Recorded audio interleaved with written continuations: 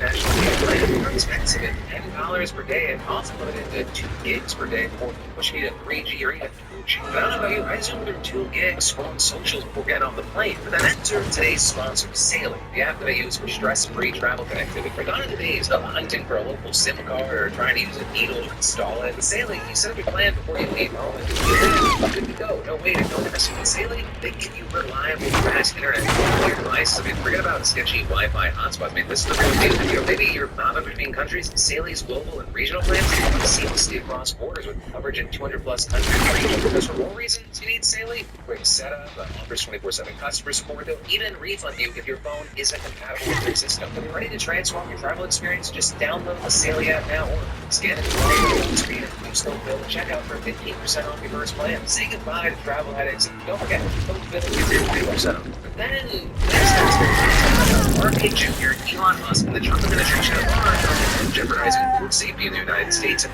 increasing the risk of Americans getting sick or poisoned by illnesses. Ensuring food safety in the food system is one of the most impactful things the federal government does. It's something that is relevant to literally all Americans, regardless of where they live or what their politics are. Now, of course, like any system, this one is not perfect. According to CDC estimates, foodborne illnesses cause over 3,000 deaths and 1,800 hospitalizations each year. You may remember there have been some very high-profile incidents in recent years, like the Boar's Head listeria outbreak last summer, the worst in more than a decade, which resulted in 10 deaths, 60 hospitalizations, and 7 million pounds of meat getting recalled. Then there were the lead-laden applesauce pouches that poisoned 60 kids. And then, of course, there was the whole Abbott baby formula disaster where several weeks the plant was shut down due to the spread of a bacterial infection. In fact, data shows that recalls have actually been increasing in recent years. According to the FDA, cosmetics together in data, 1,908 of those products were recalled in the last fiscal year in September. That's the highest level since 2019, during the height of COVID. But, very notably, experts say that the rise in recalls, it doesn't mean that the food safety system is becoming more dangerous. It's actually the opposite. The system, it's working better, right? There aren't necessarily more outbreaks now than there were before, but the technology and tools used for catching and tracking outbreaks have improved, allowing officials to identify and manage outbreaks that may have been happening without the food safety system. All of those situations would have been a lot worse. I mean, we could see a lot more outbreaks, hospitalizations, and deaths in general. During each outbreak, federal, state, and local health officials across multiple agencies, they conduct a labor-intensive process to trace the spread from each sick person to a given product, issue refunds, make sure the products are pulled from shelves. Now, we're seeing experts say that the system is in peril thanks to ongoing nose cuts and policy changes by Health Secretary R.K. Jr., who oversees agencies like the CDC and FDA. And so now, many in the food safety field, they're worried that when taken all together, these actions will result in more unsafe foods reaching the market, more outbreaks, and a government that is less able to respond quickly and effectively, including Darren Detweiler, a food safety consultant professor, who lost his young son in an Ebola outbreak, explained it. It's as if someone without enough information has said, what's a good way to save money on our automobiles? Let's just take out some seatbelts and airbags, because do we really need them? And he says that's exactly what we're seeing in various different actions taken by the Trump administration, Musk, and Ghoul. For example, residential food safety workers, they've been swept up in Musk's purge. 5,200 probationary workers were fired across the country from local health and human service.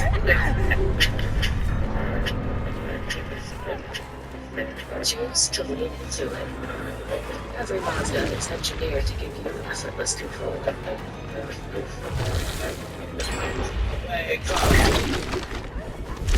Staffers working on the safety of food additives, and those cuts were so dire at the time that the FDA's Deputy Commissioner for Foods, Jim Jones, resigning from his post, saying in his resignation letter that the indiscriminate firing of nearly 90 staffers in his division made it fruitless for him to continue. And that was looking forward to Kennedy's goals of making America healthy, but the Trump administration's disdain for the very people who would do that work gave him no choice but to leave. But then went on to explicitly take aim at R.K. Jr., saying past remarks he's made criticizing the FDA are false and undermining the agency as a whole. And all of this, as many have noted, those layoffs aren't expected to significantly reduce government spending. Almost half of the FDA's $6.9 billion budget comes from fees paid by companies the agency regulates. But also, those related layoffs, they don't just impact the health department. The agriculture department, which also oversees food safety, they reportedly laid off key workers like food safety inspectors. Now, notably, here it's since been reported that the FDA moved to rehire essential employees who were laid off, including the ones working on food safety. And similarly, the USDA also said it was trying to reverse the firings of several officials working on bird flu that the agency had accidentally fired. And even beyond all that, a federal judge has also since ordered the Trump administration to reinstate thousands of probationary workers, ruling that their termination was illegal. But since that ruling, RFK Jr. announced that he would be laying off 10,000 HHS workers as part of a massive overhaul. So the biggest cuts were made by the FDA staff, with Kennedy saying that this workers, nearly 20% of the agency's workers. New experts saying that the purges was certainly impacting working in food safety, with FDA Commissioner under Biden saying the FDA, as we know it, is finished, with most of the leaders with institutional knowledge and a deep understanding of product development and safety no longer approved. Of course, there is still a question of whether the will pass legal muster. I mean, things move so fast, there's always a chance that the second the show goes up, the lever will be blocked or reversed. Still, you have experts saying these staffing disruptions, they jeopidize the food safety system, especially given the fact that many people won't return to their own jobs after everything that's happened, especially as it comes at a time when the FDA was already impacted by narrow budget cuts and understaffing competition for private sector jobs that can offer higher salaries. But also, beyond that, the firings and the cost-cutting disruption. The government credit cards regularly utilized by FDA scientists to buy and test food were also frozen under an executive order that Trump signed back in the efforts of Ghoul. Ghoul that slowed or stopped the testing of groceries for products with hazardous bacteria and forever chemicals. And the stakes there are incredibly high, with one expert even explaining any delay is unacceptable here. In early March, the administration eliminated 2 expert committees that advise the federal government on key food safety matters. The National Advisory Committee on Criteria for Foods and the National Advisory Committee on Poultry Inspection is also coming as part of Trump's executive order to reduce government bureaucracy. And experts have said that both of these panels were incredibly important and barely cost the government anything. Their combined budget was around $300,000 a year, and members weren't even paid salaries. You know, with that, many officials have raised alarm bells about the disbanding of the Microbial Committee in particular. Listening experts saying it amends progress of the scale made on studying how to more accurately identify babies who are at risk for being infected with a deadly bacteria that contributed to the culturally added baby formula plant. That's in addition to ruining 2 years of work using existing technology to limit outbreak, which is a move that many members say will end up costing the federal government way more than the state by getting rid of these things. What's more, many have also said that the it raises questions about the government's ability to implement RFK safety initiatives. Like the health secretary has taken a very big interest in food as part of his Make America Healthy Again plan, with RFK specifically targeting chemical additives in food like artificial dyes. But with that, you had a former senior advisor to the FDA Commissioner on Nutrition and Food Safety explaining that, in my experience, the way you achieve these things costs money and requires regulation, but they've begun by undoing a lot of the groundwork that was put in place. Scientists and others have also said that RFK Jr. has further jeopardized food safety by repeatedly undermining the effectiveness of the FDA and openly discussing policies that experts say actively make outbreaks worse. Like, for example, Kennedy has been a loud supporter of raw and pasteurized milk, and experts say can expose people to any number of dangerous food bacteria. Also recently suggested on Fox News that instead of culling flocks of flocks should just let the disease rip through their flocks unchecked. The question is, should you cull those flocks? Most of our scientists are against the culling operation. They think that you should be testing for mutants on those flocks. They should isolate them. They should let the disease go through them and identify the birds that survive, which are the birds that probably have a genetic inclination for immunity, and those should be the birds that we breed like the wild population. Now, notably here, Kennedy doesn't have a say in agricultural policies, though Trump's agriculture secretary has also said that there are farmers who would be willing to try this idea as sort of a pilot program. This is widely agreed that it would be an absolutely horrible idea. For addition to causing unimaginable poultry death tolls and further increase egg shortages and grocery prices, Kennedy's plan just simply wouldn't work. The bird flu is incredibly deadly for poultry and very fast acting. I mean, almost all farm birds that get infected die in a matter of days. So that means these birds are developing antibodies that can help them survive reinfection. They're just dying. Two, with how rapid the deaths are, there's really not anything scientists could study to uncover which treatments are resistant. One expert even explaining that resistance in chickens and turkeys is not a thing. This is allowing the virus to just proliferate unchecked. It would increase the risk of mutations and spread to other animals like cows, which have already been impacted, as well as humans. With more bird flu among farm animals, also then meaning a higher risk of disease transmission from uncooked or undercooked poultry, eggs, and beef, as well as unpasteurized dairy products. We've already seen bird flu-related recalls on raw milk products, which, again, Brookhaven has repeatedly touted. limits. Yeah, this is an area that is increasingly concerning and it's kind of fucking scary because there's also seemingly not much we can actually do about it besides continuing to monitor the situation. Stay in the know, try to be safe out there, and of course, in the meantime, I'd love to know your thoughts on this. And that, my friends, is where your deep dive into the news is going to end today. I hope you're liking, actually, like's too strong of a word for news. I hope you're appreciating Deep Dive Week so far. And of course, remember, I've got more for you because I got a brand new show every Monday, Tuesday, Wednesday, and Thursday at 6 p.m. Eastern, 3 p.m. Pacific. Thank you for watching. I love your faces, and I'll see you right back there. Today, you didn't just see your gyno. You saw every resident. But hey, at least your shave is smooth. Shake Hydrosilk has 5 curve sensing blades.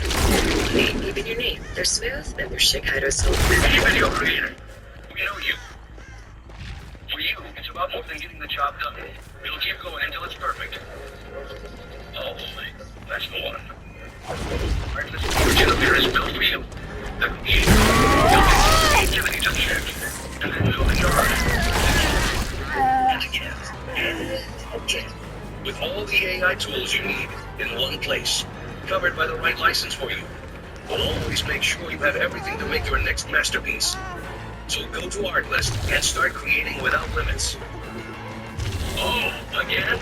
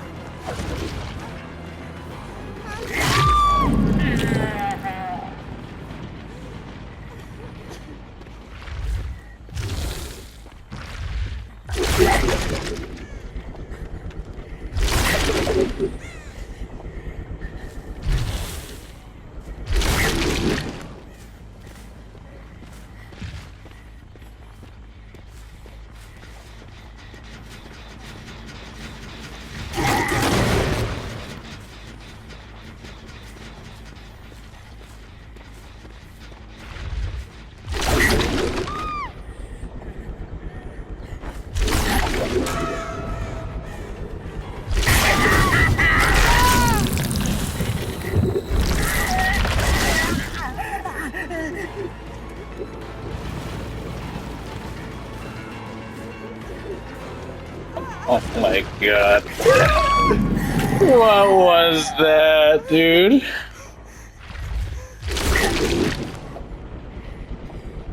What a shot.